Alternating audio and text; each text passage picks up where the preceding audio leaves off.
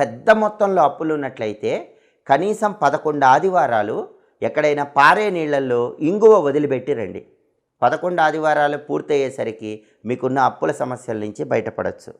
అలాగే మీకు వీలైతే శనివారం రోజు ఒక ఎరుపు రంగు వస్త్రం తీసుకొని ఆ ఎరుపు రంగు వస్త్రంలో ఇంగువ మూట కట్టి ధనం దాచే ప్రాంతంలో ఉంచండి. శనివారం చేయాలి. శనివారం ఎర్ర వస్త్రంలో ఇంగువ మూట కట్టి ఆ మూట డబ్బులు దాచుకునే బీరువాలో దాచిపెట్టాలి. ఆ మూట 11 శనివారాలు మీ బీరువాలోనే ఉండాలి. 11 శనివారాలు పూర్తయ్యాక ఆ మూట పారే నీళ్ళలో వదిలిపెట్టండి, లేదా ఎవరు తొక్కని చోట చెట్టు మొదట్లో వేయండి.